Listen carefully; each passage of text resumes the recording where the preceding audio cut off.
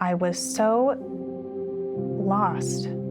I was so just down, and like that pit in my stomach just lived there.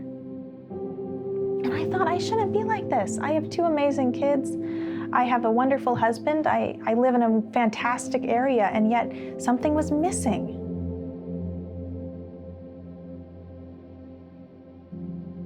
My mom was always Christian, but we didn't go to church, and we didn't really talk about God.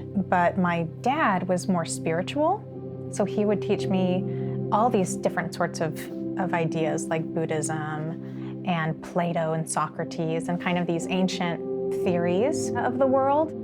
Like, I always wanted to find truth. But the more I looked for it in the New Age, the more I just found desperation and emptiness. And it's the kind of loneliness that's very hard to deal with. So in response, I just became depressed, anxious, angry, frustrated. I was in a really dark place. I was trying to be a better mom to my kids, because before I found myself angry and frustrated, and I was yelling a lot, and I just hated the mother that I was to them. So I thought, okay, I need to do something good for them. So I told myself I'm going to read to my son at night.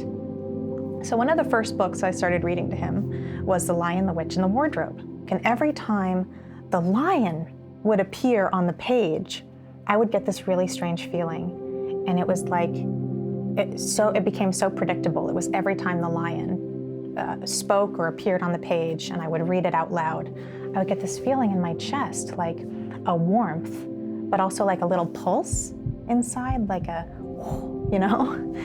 And it happened so often, I thought there has to be something to this.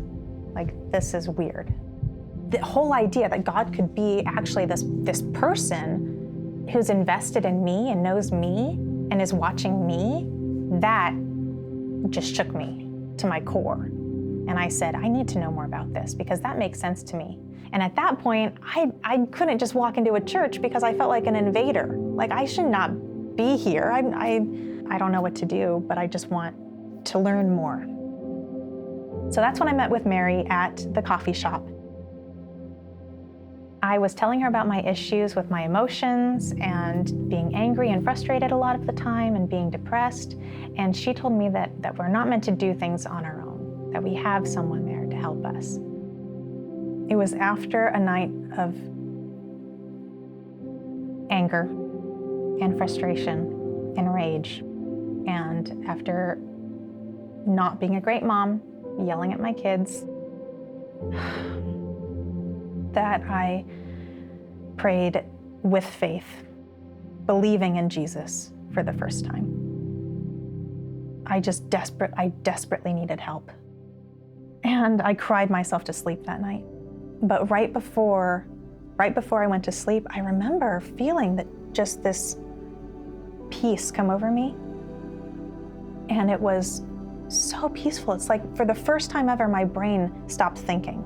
And I also remember feeling this embrace, like a warmth. And I just knew that he was there, like he was right there. Somehow this was God making himself known to me. This was Jesus showing me what it was like to be in his presence, truly. Just a little bit, maybe a little taste, but it was enough for me. I needed to come to church as much as possible and get involved as much as possible. So that's when I started going to the services, loved it, loved Brian, loved the music. It was so inspiring to me. I just couldn't wait to come back every Sunday.